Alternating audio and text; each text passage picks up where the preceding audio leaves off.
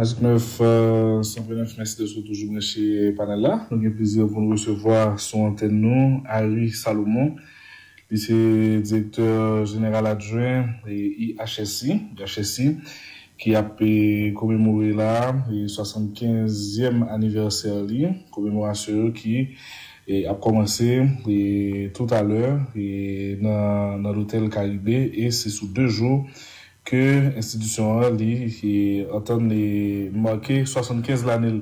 Monsieur Salomon, bonjour, bienvenue sur Magic 9.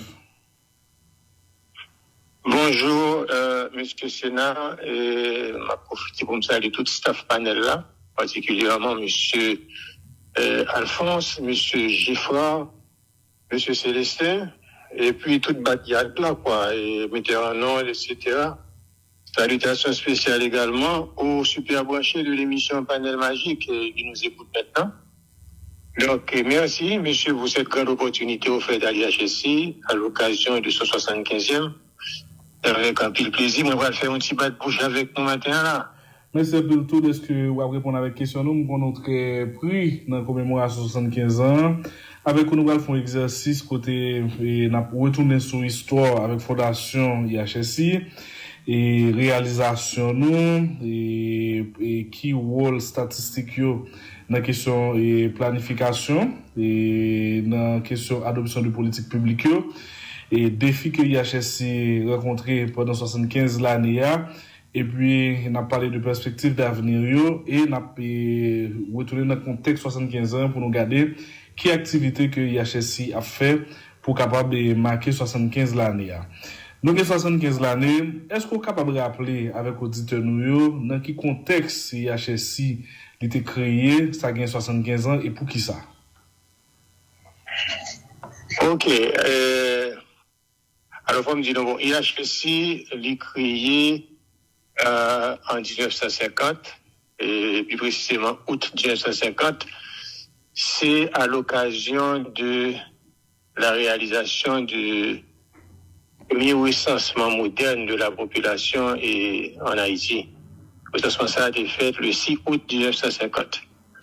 Donc, c'est un période ça, il a été créé, on nous dit de préférence, Bureau national de statistique là. Alors, on va l'expliquer rapidement pour qui ça. Parce que le Bureau national de statistique, à travers le monde, il y a différentes appellations. Et en dans le même pays, il est capable comme si passer d'une appellation à une autre, dépendant de contexte. Donc, dans l'époque, ça, le Bureau national de statistique, il était le bureau du recensement. Donc, ce bureau du recensement, ça, c'est lui-même qui était réalisé au recensement 1950, là. Alors, comme dit non, à l'époque, dans pile pays à travers le monde, il était assimilé la statistique et au recensement de population. Et pourquoi il y a des statistiques, il y aurait au recensement? Et c'est ça qu'il y a d'ailleurs un bureau. Et il y a des pays jusqu'à présent qui continuent les bureaux statistiques là, à bureau du recensement. Par exemple, nous avons les États-Unis, là, par exemple, c'est Census Bureau. On compte dans des Census Bureau. Donc, c'est bureau statistique des États-Unis, c'est Census Bureau. Donc, en 1950, Bureau national statistique, non, il était le bureau du recensement. Et c'est lui-même qui était organisé et réalisé au recensement moderne, ça, en août 1950. Et quelques temps après, elle me dit ça, peut-être environ 1 an après, parce qu'on a parlé de 1951, l'autorité pour sortir un décret, côté pour changer, non, Bureau national statistique là, il n'est pas pris là encore bureau du recensement, il pourra le Institut haïtien de statistique, IHS. Son décret qui était sorti en septembre 1951. Non, ça a été pendant environ une trentaine d'années. Parce que les nous arrivés dans l'année 1981, si nous songeons la période fin années 70, début années 80, il y a un mouvement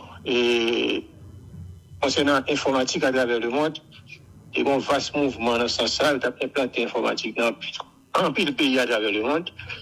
Eh bien, en Haïti, l'autorité a jugé bon pour associer l'informatique là à la statistique là. Donc là, ça, en février 1981, ils sont venus avec un décret loi côté que ils ont changé non IHS là, qui était Institut haïtien de statistique créé en 1951. Donc en février 1981, ils viennent et attacher informatique là à statistique là. Donc bureau a depuis le ça dirigé l'Institut haïtien de statistique et d'informatique.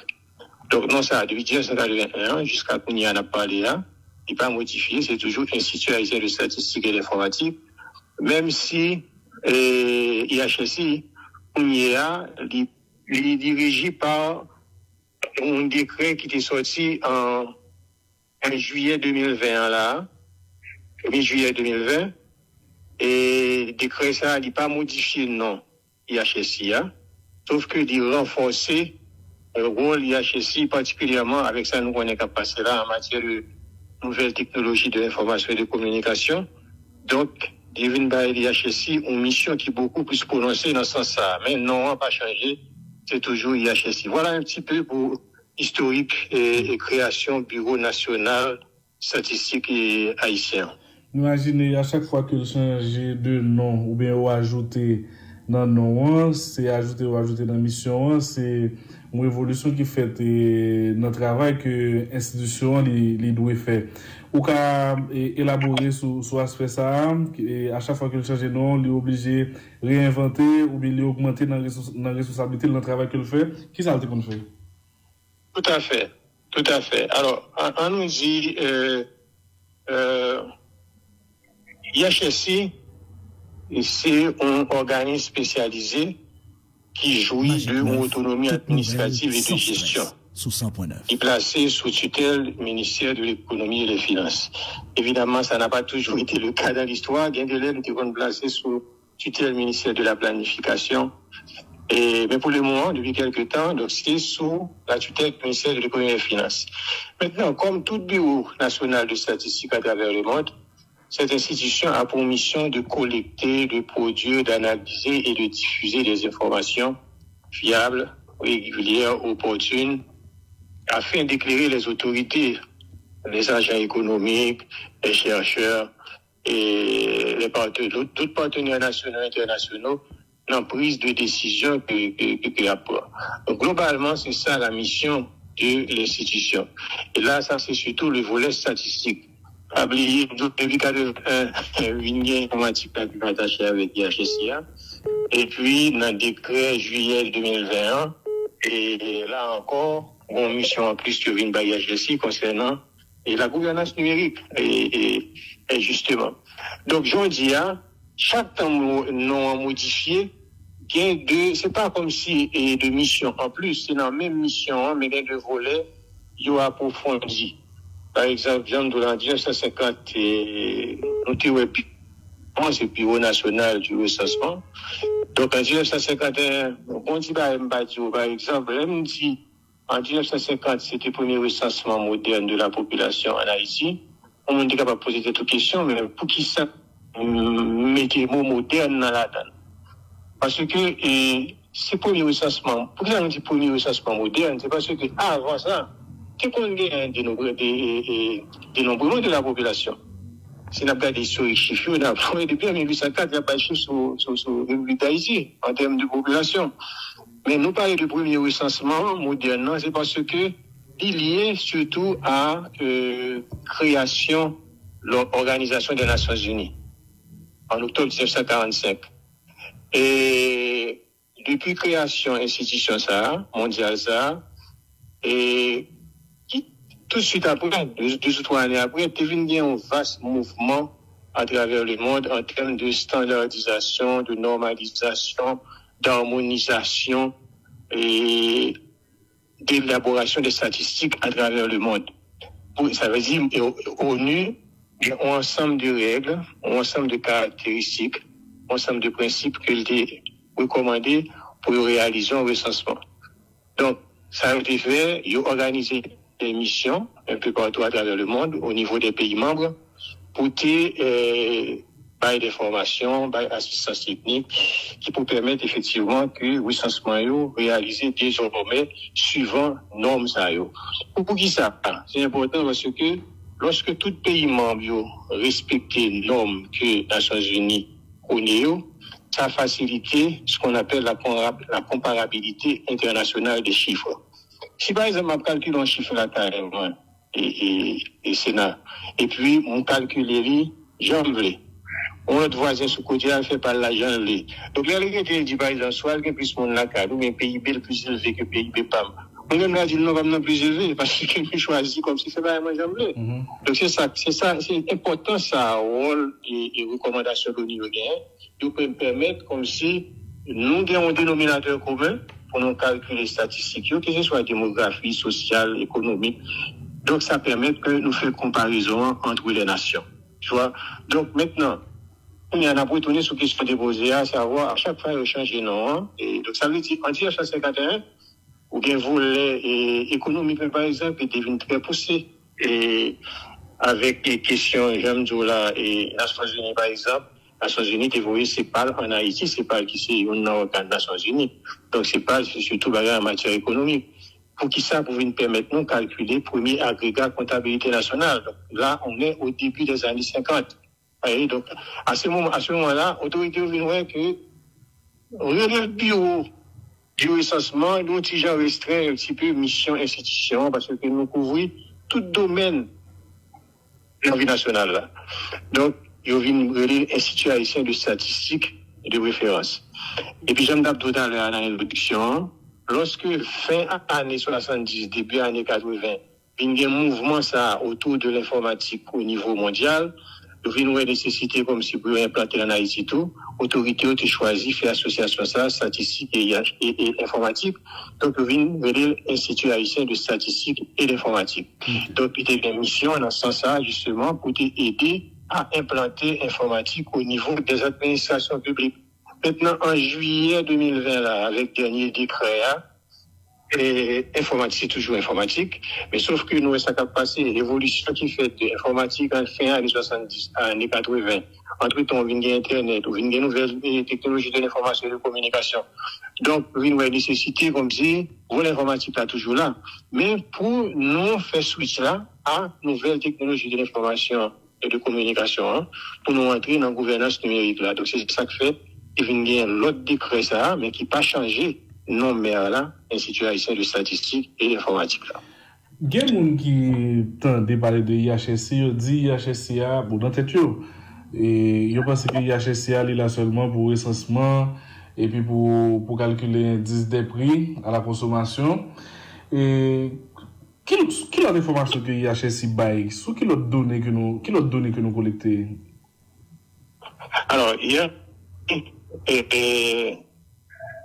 comment t'expliquer? Alors, IHSI, c'est un organe central de un système. Et en Haïti, nous avons ça un système national statistique centralisé. Côté que, une grande institution, la bureau statistique, là, on calculer toute statistique pays. Et par contre, ça, en Haïti, son système national statistique décentralisé que nous avons. Pas centralisé. Ça veut dire que bon répartition qui fait, par exemple, c'est pas IHSI qui calcule les statistiques monétaires. C'est pas IHSI qui n'a calcule statistique, par exemple, par balance de paiement. Ça, on connaît, ça relève de la Banque centrale. C'est pas IHSI qui calcule les statistiques des finances publiques. Ça, c'est bagaille ministère de l'économie et des finances. Et c'est pas IHSI qui calcule les statistiques douanières, par exemple. Ça, c'est l'administration générale des douanes ou les biens tangibles des marchandises, et puis la Banque centrale pour les services. Et donc, ça, c'est pour montrer comme si c'est un système décentralisé de lié. Au niveau de l'IHSI, et pour l'économie, par exemple, on est surtout dans ce qu'on appelle le secteur réel de l'économie. Secteur réel là, justement, où vient l'inflation, et pour jouer un produit intérieur brut la donne. Alors, ça t'a parlé là, donc ça veut dire que c'est pas seulement inflation, recensement, c'est IHSI tout qui calcule, par exemple, produit intérieur brut là. Donc, pour résumer rapidement, par exemple, dans le domaine économie, IHSI pour une publication mensuelle, c'est sorti là, c'est inflation. IHSI il y a une publication trimestrielle, veut dire informer sur l'évolution conjoncturelle économique. C'est ça, nous, les IKE Haïti, indicateur conjoncturel de l'activité économique. Et comme nos indicateurs, ça, sont des indicateurs qui très, très utilisés très, très utilisé dans les pays d'Amérique latine particulièrement. Et en Amérique latine, il y a surtout IMAE. IMAE, ça veut dire c'est indice mensuel d'activité. Parce qu'en Amérique latine, c'est surtout par mois que vous oubliez. L'homme devine prendre connaissance, il y a de l'existence indicateur ça en Amérique latine. Nous dit qu'il faut que nous gagnions en Haïti. C'est ainsi que nous faisons appel à la CEPAL et puis avec l'INEGI du Mexique, parce que le Mexique sont un géant lié dans la région, dans l'indicateur, dans le calcul d'indicateur ça. Donc effectivement, l'INEGI du Mexique, c'est le bureau statistique mexicain, et puis CEPAL, ils ont aidé Haïti, ils ont aidé nous construire un indicateur conjoncturel de même nature que ça qui vient en Amérique latine, non? Mais sauf que pas non, les trimestriel, ni pas annuel. Pour que ça soit trimestriel, c'est parce que tout simplement, données qui vous permettent de calculer l'IO, c'est pas données de base, alors, les données sources, c'est pas IHSI qui produit, c'est-à-dire ce sont les ministères sectoriels, les organismes autonomes, etc., etc. Données ça en Haïti, données sources ça pas disponibles, dans un délai comme si qui peut permettre de faire calcul là mensuellement. Donc c'est voilà pourquoi nous venons choisir périodicité trimestrielle là pour IKE. Mais c'est même nature là, c'est même méthodologie là, même bagaille avec ça calculé dans tout pays d'Amérique latine. Donc ça fait ces deuxième information, donc nous avons IPCA, inflation qui mensuelle, IKE qui trimestrielle, et puis nous avons le produit intérieur brut qui est annuel, que nous calculons annuellement, qui est publié dans un bulletin que nous relais les comptes économiques. Donc voilà, au niveau économie, et trois bagages que nous publions. Et puis maintenant, au niveau démographie, aujourd'hui, il y a le recensement, mais non seulement le recensement, et ça le recensement sont mine d'informations. Donc là, je viens de recensement ou bien de études comme si on est capable de faire à partir que ce soit au niveau de la natalité, fécondité, la migration et même au niveau de l'emploi, comme si on ensemble d'études qu'on est capable de faire à partir des données sanitaires, à partir des données et du recensement. Donc voilà, c'est ça, c'est un peu ça, et les produits de l'IHSI. Et nous avons vu sur le recensement tout à l'heure, mais produits et informations économiques, et dans quel sens c'est le non collecté, et dans quel sens il est utile, qui ça autorité qui a fait à partir de l'information ça? Si nous prenons IPCA, indice des prix à la consommation, et que généralement, couramment, on dit inflation, parce que c'est variation IPCA qui permettent de calculer l'inflation mensuellement. Donc, sont indicateurs qui est très, très utilisé. Et, par exemple, il est utilisé au niveau du système financier, c'est lui-même utilisé généralement pour déterminer le taux directeur. Donc ça, c'est pas seulement en Haïti, c'est universel, c'est mondial. Ouais. C'est un indicateur qui est utilisé pour justement déterminer les taux directeurs au niveau du système financier. Il est utilisé pour calculer le salaire réel, par exemple. Il est utilisé, par exemple, si on prend des monsieur syndicats, dans la radio, on a demandé pour augmenter le salaire minimum, non? Inflation, on évolution inflation, non temps X, non temps N. Je dis, mais combien d'inflation a été, mais il y a un N plus 1, N plus 3, N plus 4, N plus 5, mais à combien il y a? Et mais qui ça, la loi dit, et à chaque fois, comme souvent, inflation qui varie de 10%, supposément ajustement salarial. Donc, tout ça, ce sont les utilisations faites de l'IGP à la consommation de l'inflation. Si nous prenons IKE, indicateur conjoncturel là, Jean Jola, lui-même, il informé sur l'évolution de l'économie. Parce que ça qui est important et surtout, c'est que nous arrivons à calculer et publier PIBA trimestriellement, tous les 3 mois. C'est ça qui fait dans tout grand pays, c'est tous les 3 mois, il y a un chiffre comme si sur évolution PIB. Et malheureusement, ce n'est pas encore le cas en Haïti. On forme tout son projet qui est en cours, on a travaillé sous lui de concert avec le PFMI. Donc, à défaut de PIBA, et c'est ça le rôle de cet indicateur-là, qui vient en Amérique latine, et à défaut de PIB trimestriel-là, ou bien IKEA, qui c'est où nous avons ça un indicateur de tendance du produit intérieur brut. C'est-à-dire, lorsqu'on suit IKEA trimestriellement, il dit, voilà, mais qui bon PIB à aller. Donc, ça veut dire bonne tendance PIB. Mais il n'y a pas une valeur absolue. Il n'y a pas tout le PIB, c'est un pour tel mais c'est un million, bien un milliard de gouttes. Comme ça, c'est un indice. Donc, c'est tendance à le barreau. Donc, c'est le rôle d'un indicateur conjoncturel d'activité économique.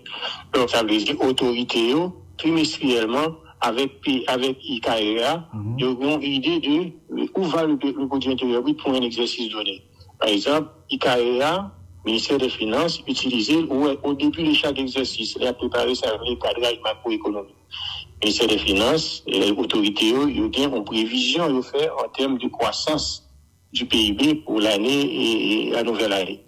Maintenant, l'année a démarré, qui ça va suivre? Il va suivre tendance IKEA pour corriger non sens ou bien non l'autre prévision qui a été faite pour PIB. FMI fait même pas là tout. Donc, IKEA a utilisé dans le sens, a utilisé par exemple pour corriger prévision qui a fait pour PIB annuel là. Est-ce que tu vois? Maintenant, le PIB, lui-même qui c'est publication annuelle là, donc lui-même, le PIB mesure justement la performance de l'économie de l'exercice écoulé. C'est-à-dire, un exercice fiscal qui finit, donc nous calculons le PIB, nous dit, voilà l'état de santé de l'économie pendant l'exercice qui se passait là. Donc, cette information, ça, PIB à Barou, qui a une quantité de richesse créée dans l'économie pendant l'exercice qu'on a étudié. Ok.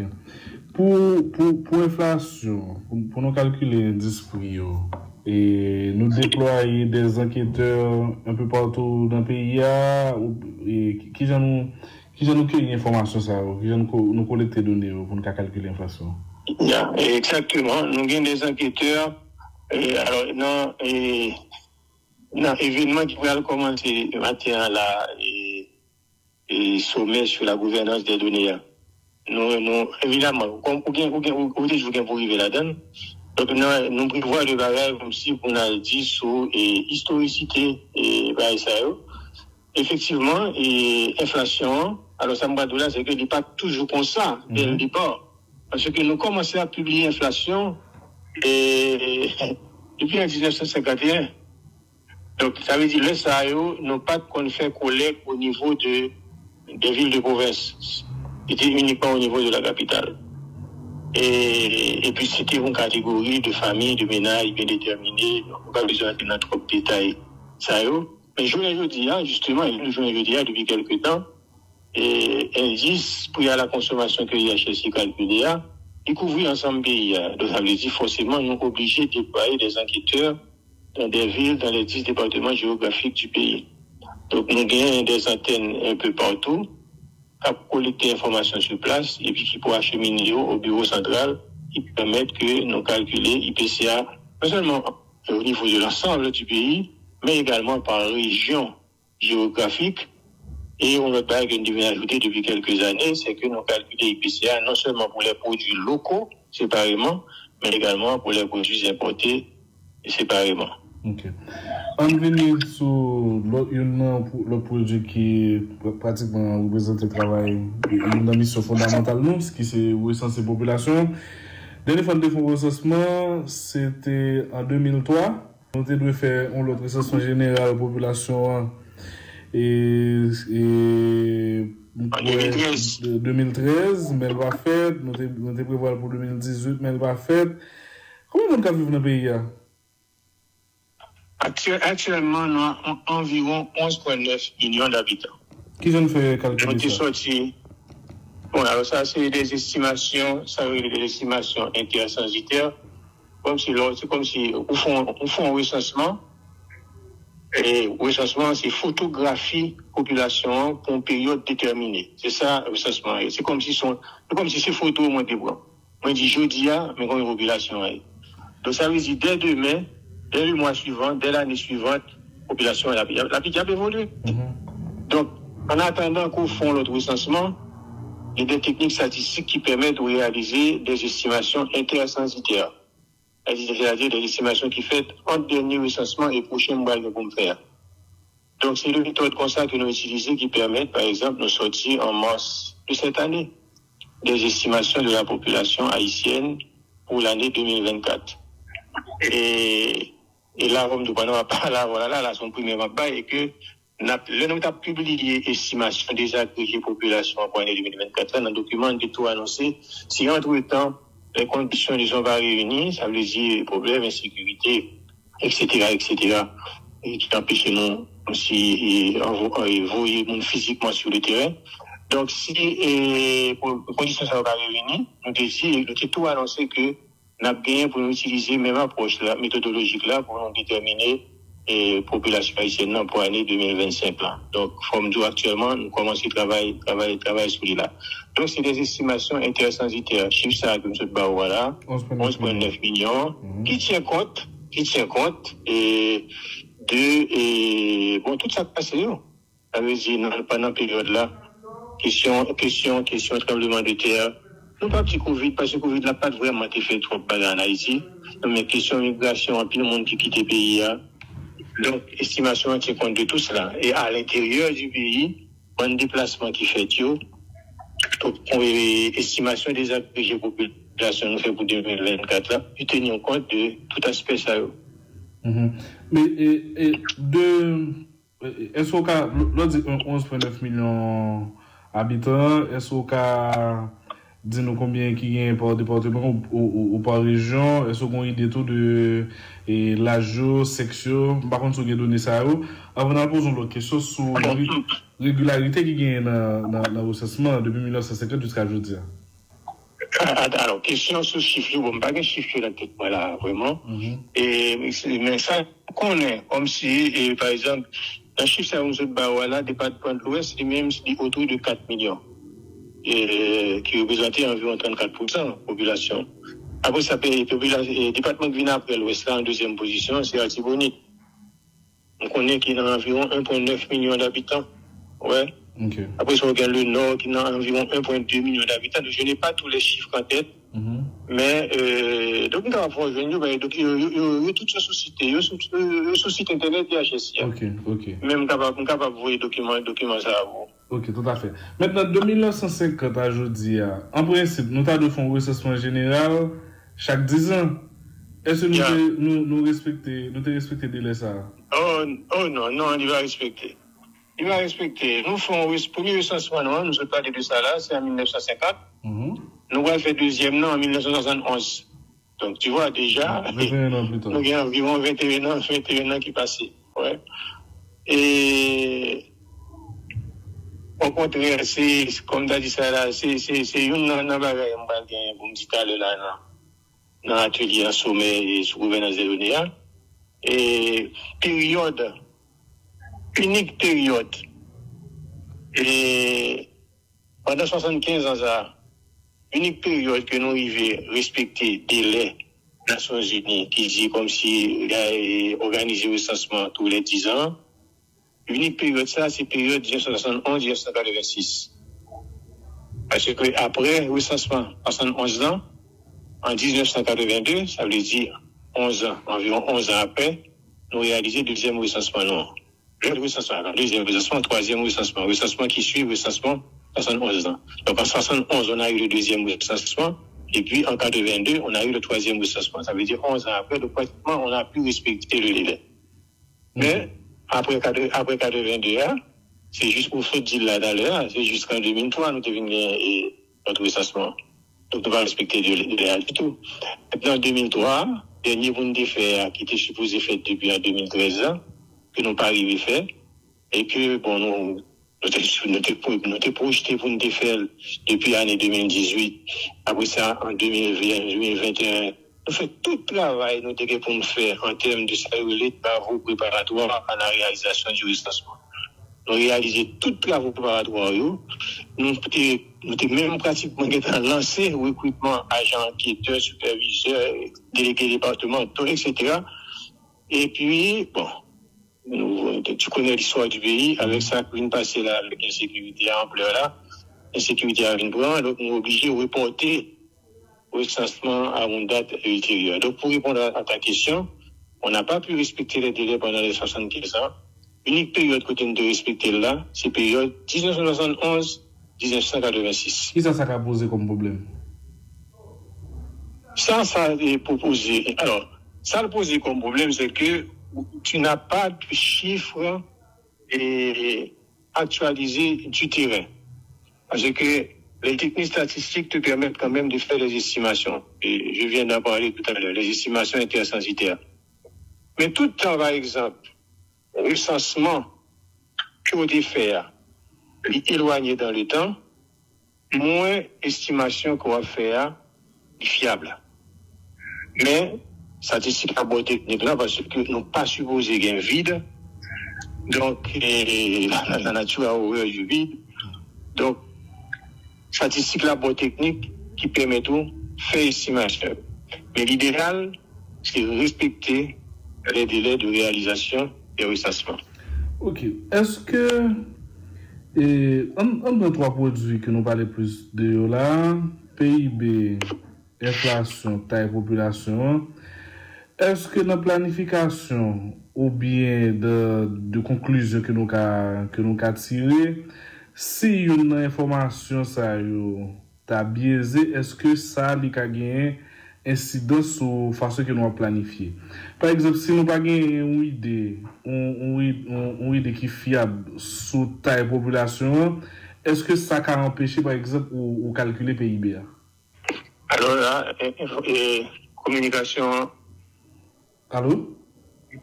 Pas passer bien, non, mais les derniers sorties. Est-ce que vous avez des Les âmes d'un dollar. Ok, moi dis, on t'a fait un exercice par exemple, nous t'as lié trois produits que nous évoquons en pile dans la conversation. PIB, nous calculons PIB, nous calculons l'inflation, nous calculons la population. Est-ce que vous pensez que pour un rapport entre nous l'autre et dans chaque produit ça, par exemple, si moi t'as trompé moi sur taille population, est-ce que automatiquement moi information que m'ka gagner sur PIB a li ka biaisé? Sous ta trompé sur taille population, est-ce que l'information sur PIB a biaisé? Oui. Non. Okay. Non, pas vraiment. Okay. Pas vraiment. Et comme tu as dit ça là, on pas utiliser chiffre population en tant que tel pour calculer le PIB. Alors, gain de fois qu'on n'a pas gagné, là ça, ou bien ça révélé, ça des estimations indirectes qu'on fait.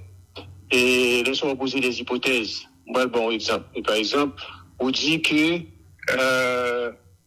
toute, par exemple, une population à croître et demande dans l'économie à augmenter. Mm-hmm. Parce que chaque temps qu'on dit mon en plus qui fait, on a besoin en plus pour si mon ça allait, la grandi. Donc on a besoin en plus pour ouvrir l'école, il faut habiller, il faut ceci, il faut cela. Ça veut dire demande pour faire si mon l'aide, demande pour ouvrir mon pour éducation, demande pour et mon possibilité comme si vous venez pour des loisirs, etc.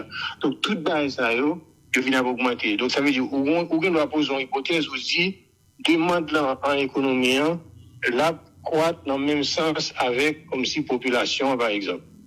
C'est tout à fait normal parce que nous doit à chaque fois qu'on petit monde qui naît besoin augmenter dans l'économie. Donc là on fait une estimation indirecte, ça veut dire qu'on doit arriver à côté de l'information pas capable de dans le système là. Et puis on va poser des hypothèses pour faire ça. Donc si on y a par exemple ça aucun problème avec données qu'on va utiliser par exemple pour faire population en termes de croissance. On nous dit, vous pensez, tendance, si par exemple, c'est à la croître par exemple annuellement de 30% et vous passez nettement à côté. Donc là, ça va le biaiser. Parce qu'on va le baser sur ça pour faire estimation de quoi faire. Là, ça va biaiser le résultat. Voilà. Okay. Mais heureusement, ce n'est pas le cas. Nous n'avons pas de problème, ça, vraiment. Ok. Maintenant, nous allons finir parce que là, moi, nous avons passé plus passer 35 minutes ensemble. Il faut que nous libérions pour la commémoration. Et deux à ça, on va aborder rapidement et défis que nous rencontrons à travers le temps et qui j'en ai préparé nous pour nous affronter des défis actuels. À travers le temps, IHS était confronté des défis, si oui, qui ça oui? Oui, on a eu à faire face à des défis. Et c'est évident. Et ça, c'est que quand on dit ça, là, c'est pas seulement IHS, pratiquement toute institution. On n'a pas parlé d'une histoire récente et BIA. Et même je nous ai remonté dans le temps. Et on nous dit, par exemple, période d'instabilité. Tu n'as pas eu de statistiques. On dit période d'instabilité. n'ont pas favorisé le progrès statistique. Et c'est une mal parlé tout à l'heure là, dans la sommet. Et période d'instabilité, ils n'ont pas facilité le progrès statistique. Et le pays est stable. Et ça, nous constaté qu'il y a plus avancé qui fait en matière statistique. Voilà, dans les Amazonies, et unique période, nous sommes censés respecter délai de réalisation des recensements. On dit tout, c'est 1971 jusqu'à 1986. Côté qu'en 71, nous réalisons le recensement, et puis en 82, nous faisons l'autre. Mais, si vous regardez bien, période ça, pendant 75 ans, il y a chez et bon, si je me trompe, on est capable de mentir, c'est peut-être une période qui était plus stable en termes de stabilité et sociopolitique en Haïti pendant les 75 ans écoulés là. Période 1971 ans jusqu'à 1986 là. Et c'est dans la période ça, nous réalisons des bagailles énormes en matière statistique. Moi, nous faisons 2 recensements dans la période là. Dans la même période là, nous faisons plus gros. Là, on parle de opérations statistiques en général. Plus gros, ça c'est le recensement. Maintenant, en matière économique, plus gros, ça c'est changer base comptabilité nationale, compte nationaux. Et bien, donc, nous faisons 2 recensements dans la période, ça, période qui est stable là. Nous changeons base comptabilité nationale, nous calculer une nouvelle génération des prix à la consommation. C'est extraordinaire, comme si nous vivons faire dans la période ça. On vient de traverser toute notre période, on va aucun d'ailleurs côté qui nous fait tirer s'asseoir en même temps la période ça. Donc c'est une des principales défis qui gagne, c'est l'instabilité. Okay. Après ça, l'autre bagaille, on connaît dans un petit pays, côté Atoa, ça n'a pas les budgets, qui pas gros, et il y a un pile monde comme si chaque monde n'a pas d'institution, il faut que chaque monde vienne notre tranche. Donc, tout le temps, et gâteau a venu pipiti, et bien, c'est tout le temps, tranche, chaque institution a venu à diminuer. Alors, on but comme si qui peut pas répondre, donc ça, encore tout, sont défis réguliers pour une institution. Le pareil, c'est que, c'est problème de rétention des cadres. Parce que, vous connaissez, le salaire de l'administration publique n'est pas compétitif par rapport à ça, ONG à Boufou, on sait de l'organisme de non à Boufou. Donc, l'organisme cadre qui vient de la taille, formé, et puis quand il y a des prend expérience dans le bureau, les vignes valeur qui vient augmenter. Donc, c'est-à-dire, ça revient de l'autre institution qui a fait le jeu d'eau, qui a pris les tout à fait légitime. Et derrière ça, maintenant, les petites institutions, la travail de l'autre côté, ce qui est normal. Donc, c'est le comme si qui vivait, et ça n'est pas typiquement statistique. C'est les défis, on a dit toute notre institution haïtienne, il a fait pas ça. Regardez ça, parce qu'on est le dire, avec un pire institution. Le public où on parle qui quitte le pays, on parle qui quitte le pays. Donc tout ça, ce sont des défis. Maintenant, tout à l'heure, tu as parlé de technologie, et je dis là, c'est intelligence artificielle, c'est big data. Est-ce que nous touchons par le développement ça, est-ce que nous il y a des réflexions qui a fait pour nous mettre nous au pas par rapport avec les changements ça? Ah oui, définitivement. Définitivement. Et Jean Jouli il conseillait dans le décret 2021 et qui régit IHSI actuellement. Le rôle IHSI vient pour jouer dans le domaine ça. Donc, il y a un peu de réflexion qu'a fait dans ça. Il y a des actions qui commencent à se poser. Il y a des plateformes électroniques. IHSI commence à mettre en place des concerts avec les autres institutions. Oubliez IHSI, c'est un organe central lié dans le système. Donc, il y a des plateformes électroniques qui commencent à mettre en place de concert avec les autres institutions du système national de statistique et d'informatique publique, qui est joué non SINCIP. Donc, oui, il y a un peu de réflexion qu'a fait dans ça. Et ça fait sommet, ça a organisé là, son sommet sur la gouvernance des données, c'est sur la gouvernance numérique. Donc, ça veut dire, nous, en plein dedans, hein.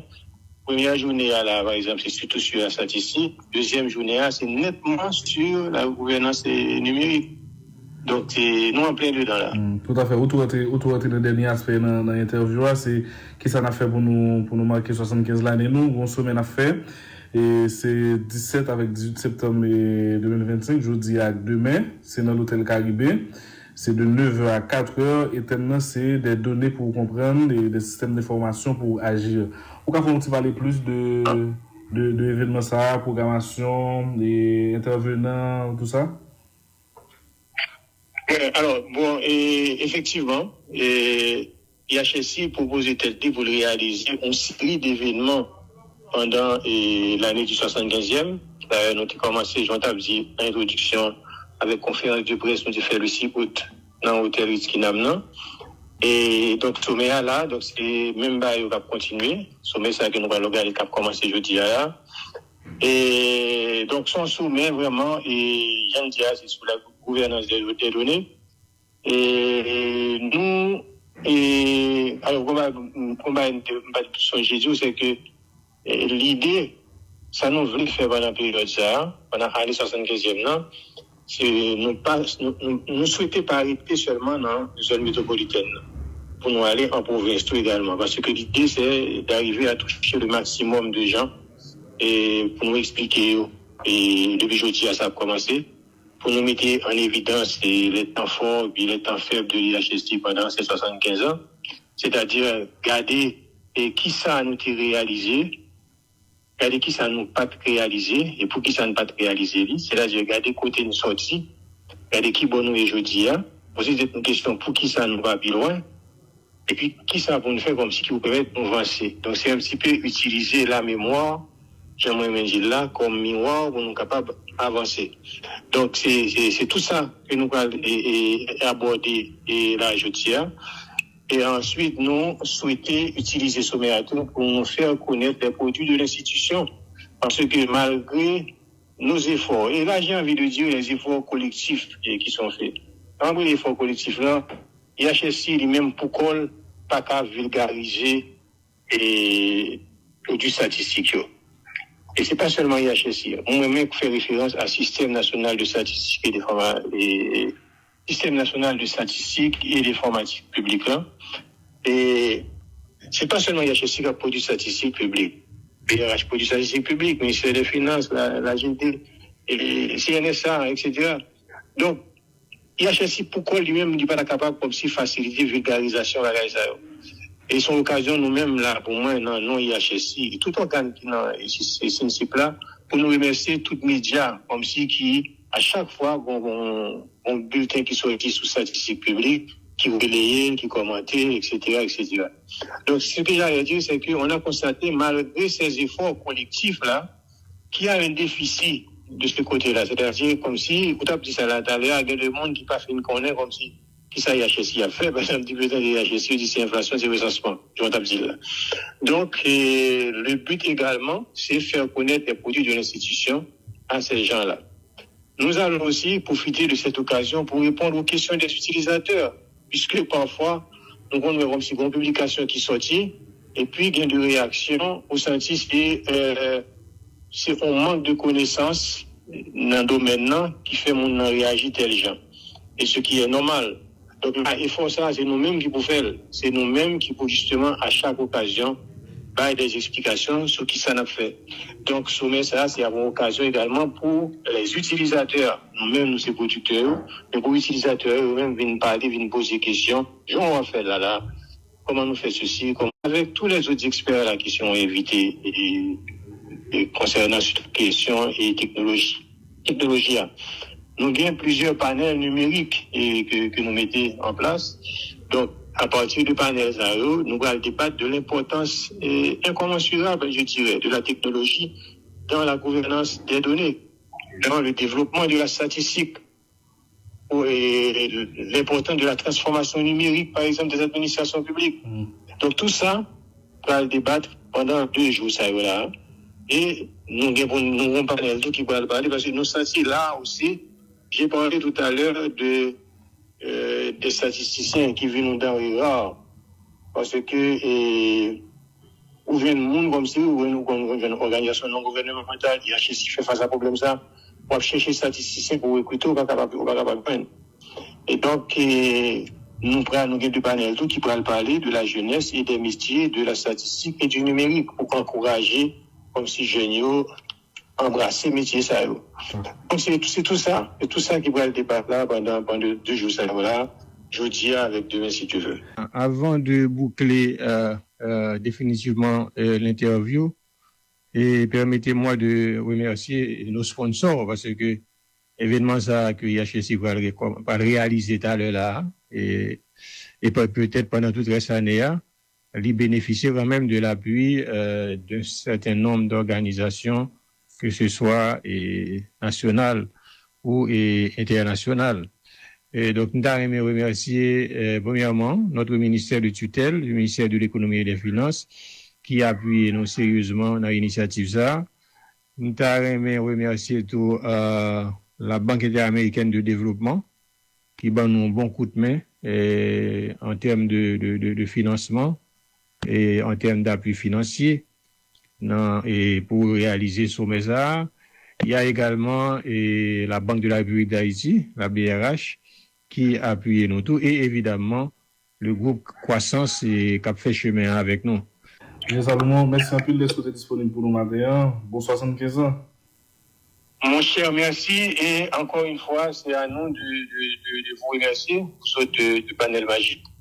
Et continuez comme ça. Le travail à faire, il est très, très apprécié. Et non utile, statistiques publiques là en pile.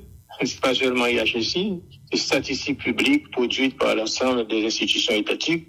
Nous utilisons en pile lorsque, à chaque fois qu'on publication sortie, et puis que ce soit au même, et Robinson Alphonse, et Robinson Alphonse, Robinson Giffra.